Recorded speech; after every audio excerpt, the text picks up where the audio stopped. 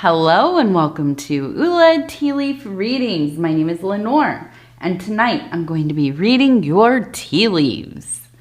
This is a horoscope for Sagittarius. If Sagittarius is your solar, lunar, ascendant / rising sign, then this is a message for you.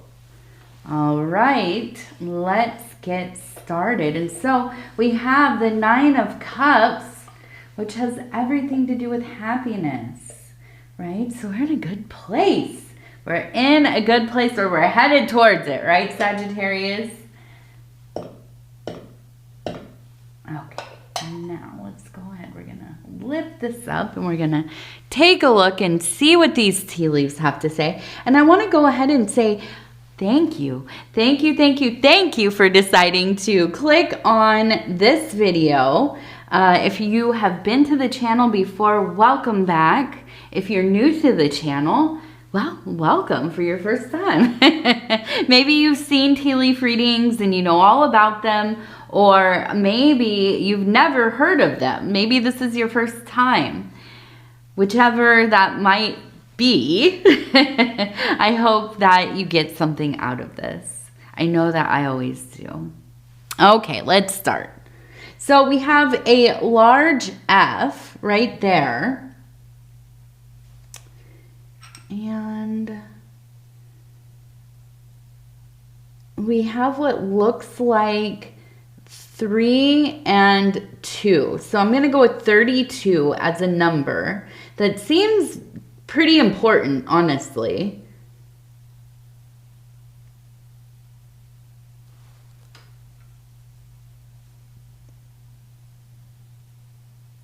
Okay, so now that 32, as we turn it this way, looks a lot like a dragon, right? And so we're in the year of the dragon. In about 2 days, well, actually it's 1 day from when I do this reading, and about 1 day, in about 24 hours, it will be the Lunar New Year, or also known as the Chinese New Year here in, I don't know what people call it around the world, but we either call it the Chinese New Year or the Lunar, I call it the Lunar New Year. And we're going into the year of the serpent, okay? So big changes, a big shift in energy. And I'm looking at this, it is the dragon kind of looking at this little heart right here. And above that, it looks like we have a dog or a cat. We have a person here, You can see the head and the body. Here's the head and the body and the little legs. We also have another grouping over here, and it almost kind of looks like we have a person holding something. I imagine almost kind of yelling after these two, and it's 2 people. It looks like they're running, embracing one another. And then I see kind of a person falling right here, kind of falling. We also have the letter Z right there. And so I am under the impression that we might have had a breakup in this last year, or you were involved with somebody else's breakup. Maybe you started dating somebody before they were out of their relationship fully. Maybe it is that you are the person that, well, maybe was being cheated on. I mean, let's just face it. That's kind of what that is, right? And so I feel like there is a little bit of a, maybe not fully broken heart at this point, but I feel like there's a sense of like having a little bit of soreness still, right? It's like, you know, as your injury gets better, your muscles are still sore, your body is still recovering. If you press on it, or if you move too fast or whatever, can you tell I'm getting older? It starts to hurt, right? And so I do. I feel like you are in the healing process. Now, if you are involved in you're one of the people that got together and maybe you left your relationship, maybe you were single and they were with somebody and they decided to leave their relationship and you got together.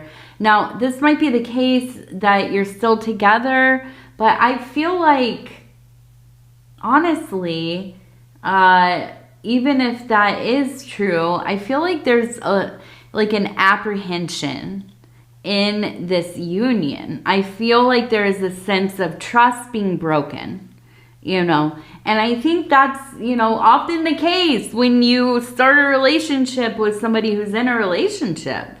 You get down the road and you think, well, if they were cheating on the last one, what are they going to do here, right? And I say this without judgment.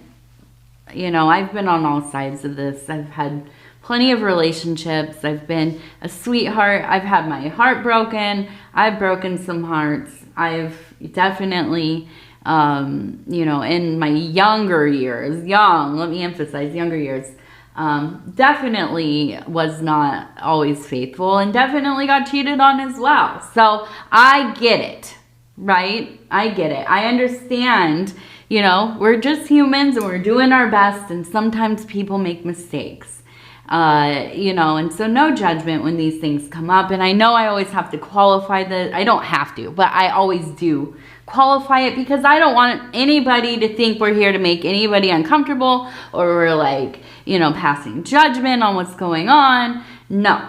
But I do feel like, this last year has been a little bit of a downer as far as romantic entanglements go. You're figuring it out. Now, this is where I feel like the happiness really starts to come in. We have a person here standing with, it looks like a fish, right? You can see with the little tail and holding it up. And then we have the eye right here with even the little people in the middle. We have a person over here who is feeding birds. It looks like chickens. And to me, it kind of really has this energy of, okay, so I did this relationship stuff. Maybe things didn't work out. Maybe I'm still in the relationship and we're trying to figure out how to make this thing work, whatever it is. I feel like you have kind of come to this understanding with yourself that you're not going to make this a central part of your life, right? It is definitely important. It is important. Our relationships are important. Our want and desire for love, to be loved, all these things are important. There's nothing wrong with feeling that way. And, but at times, right, it's not that we completely reject the idea of love, but sometimes it's really like, okay, all right, it's time for something else. You know what I mean? I can't watch a romantic comedy every night. I can't watch a romantic drama every night either, right? Sometimes we need something else. So I feel you really focusing on keeping your domestic life together and moving, working. All of the different pieces are, well taken care of and the whole machine is running smoothly. And I feel like you're very focused on this energy, but you're also very focused on making money. Okay. I feel like that's the biggest thing here is when you start to feel like these relationships aren't going to be the source of meaning right now, right? They're tumultuous, or maybe they're ending, or maybe you're just in a stagnant point. Gosh, a stagnant,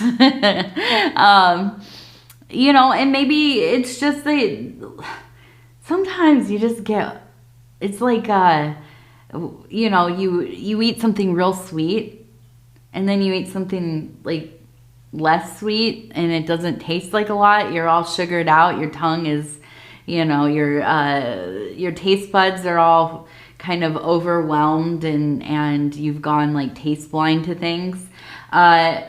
I feel like that can happen with love. Absolutely. Now, it doesn't mean that you don't love somebody, but yeah, when we're always focused on romantic aspects of our life, of course, it comes to a point where it's kind of like, okay, it's hard to see the clarity in it all. It's hard to enjoy something that you're expecting. It's hard to enjoy something that, you know, it's a continuous draw of your main attention.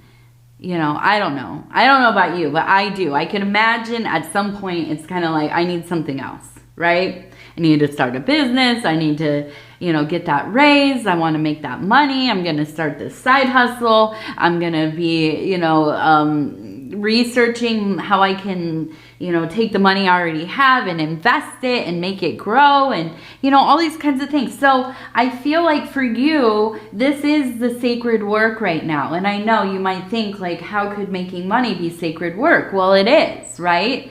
I'm a firm believer of never putting money near your altar and stuff. And I know in the comments, if I bring that up, people will say, well, I put money on my altar. That's fine. If that's, I'm not saying it's the wrong thing to do. I personally don't mix money with my magical work. As far as, you know, putting it on altars and as offerings and that kind of thing. Doesn't mean it's not the right thing to do. It all depends on your own practices and what you're comfortable with, what speaks to you. Yeah, I do feel that this is where your sacredness, where your spiritual being is kind of pointed towards. So that is kind of a beautiful mixture of living in the way that you want to, not having this kind of, it almost feels distractive. This relationship that has gotten a little bit distracting from, you know, the work at hand. And I'm not saying to abandon it or, you know, you have to break up or anything like this. But I do feel that at times it takes up too much of your energy, too much of your time, right? How many times have you planned like a really nice day, right? And it starts okay. You've put all this work and effort into it. And then, you know, something happens, you start, you know, kind of arguing, not even arguing, just kind of going back and forth about little things. Who left the garage door open, who didn't take out the garbage, who saw it last, you should take it out, you know, these kinds of things. And then here you are faced with a whole day where you're supposed to be going to do things that you want to do together. And, you know, it's just, it kind of, well, we can't just say we're not going, because then that's a full, like, you know, fight. But then the day is kind of, you know, your feelings are hurt or it's awkward or whatever. And then, yes, your whole day is like dedicated to trying to figure out how to navigate through this tension. Which, listen, we all have those days, and of course, you know, it's not a wasted day, but when these start to stack up, right, and more often than not, this is the way things are going when you could be doing other stuff, right, instead of having to continually figure out, like, how are we gonna have a nice day together? Can we just, like, can we stop bickering? Can we, you know, whatever. And so I see you kind of really just taking up for yourself and really focused on, yeah, making money, getting the house in order. And I think that's, you know, not a terrible thing. Not a terrible thing at all. So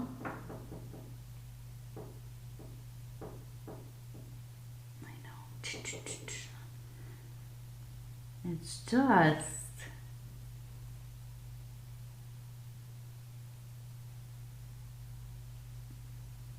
So I see the name Dan. We have the name D-A-N. Oops. D-A-N. Maybe a Y. It could be a Danny, possibly. We also have a cat with a kitten. And we have a person, it looks like, teaching somebody to hunt and gather. We have mushrooms. I can also see the mushrooms.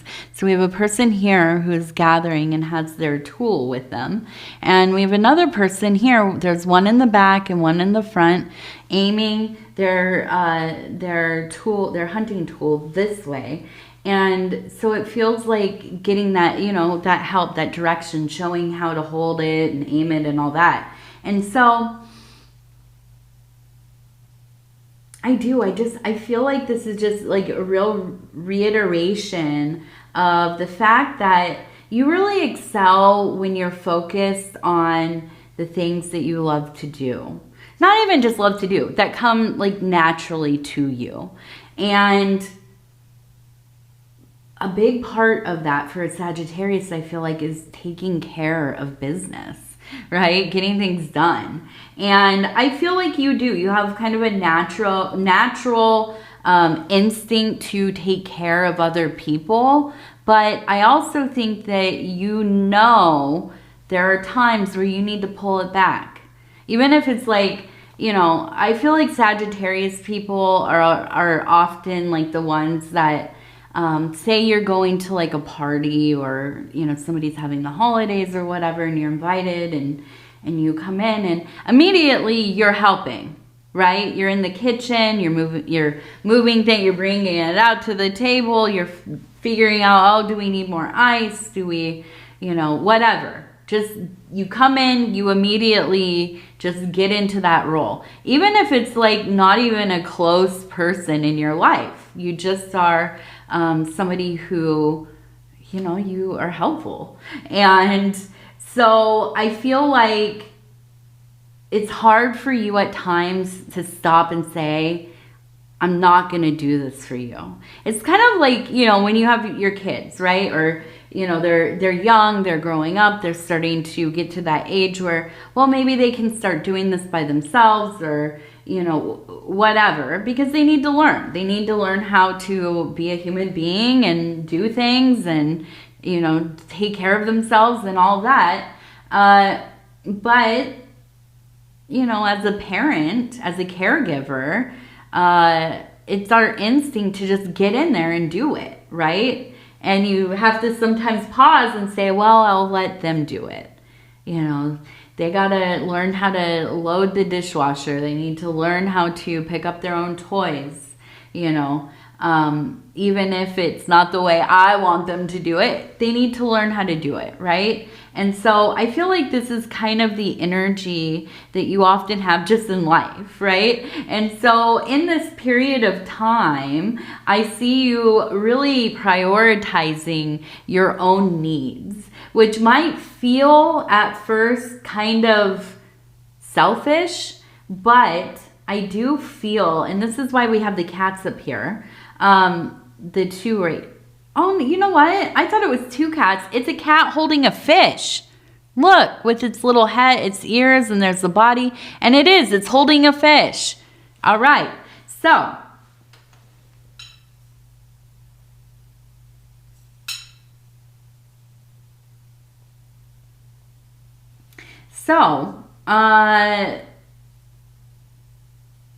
that immediately tells me the cat is for self, right? And it's not a negative thing. I'm not saying it's like, you know, being selfish or self-centered or even that cursed word, narcissistic.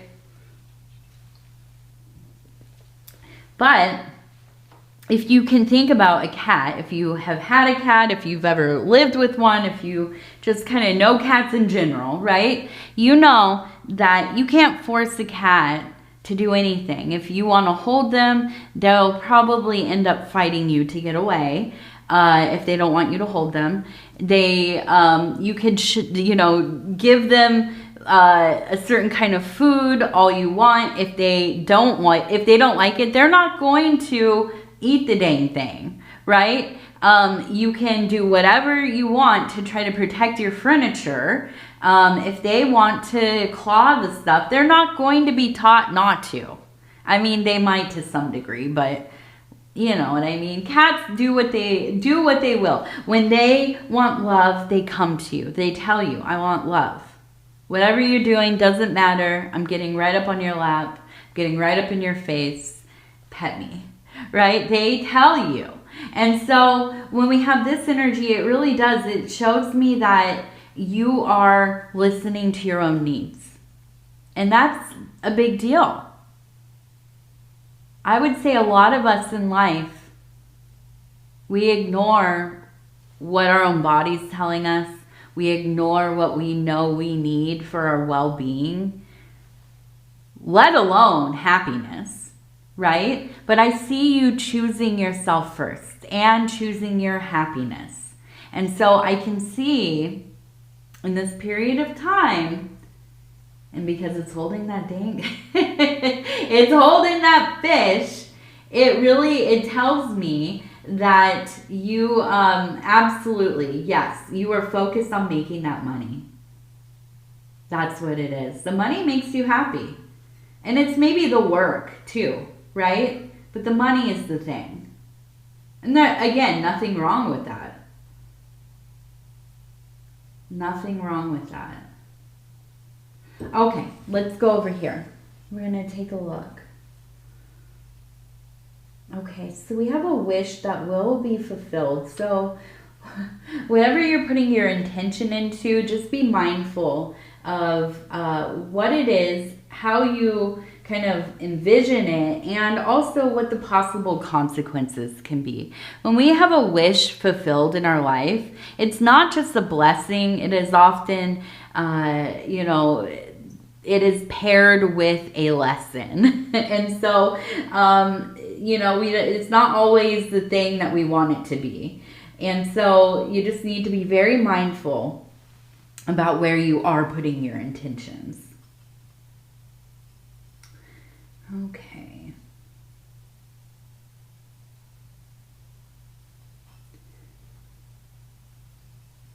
So we have the bird flying. We have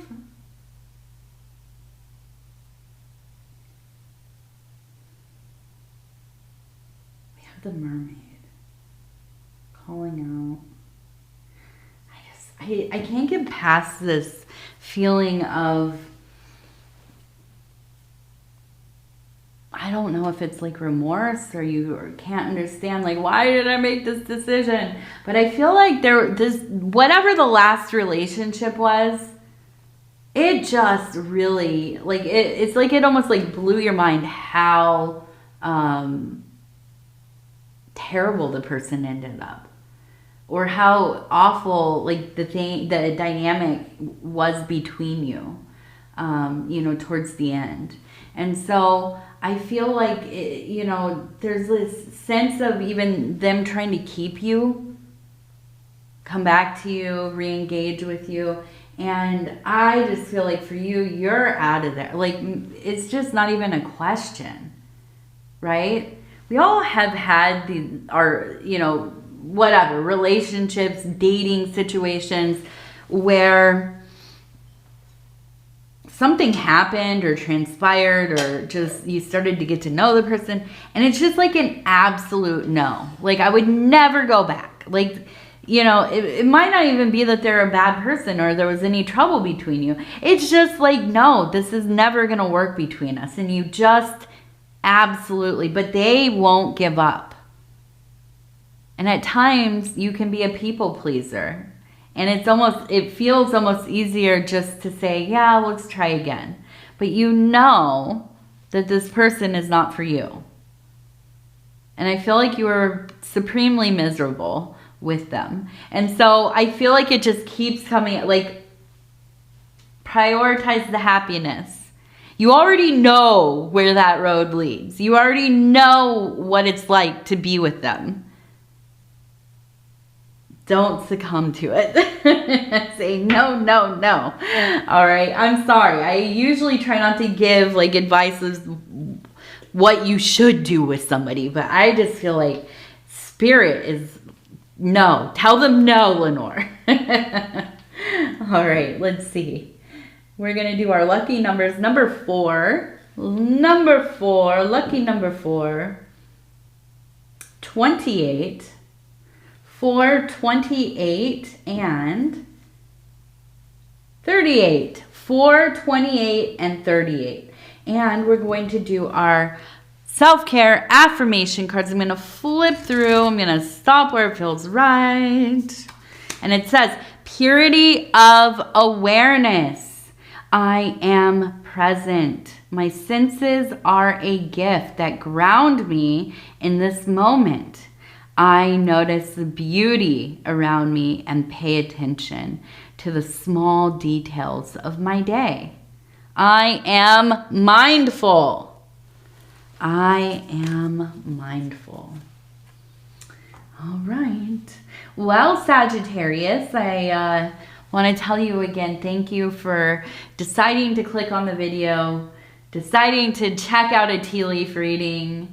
It really is my greatest honor. And if you want to like, subscribe, or leave a comment, I would love to hear from you. Other than that, I just want you to take care of yourself. And we'll talk in a few days. All right. Good night.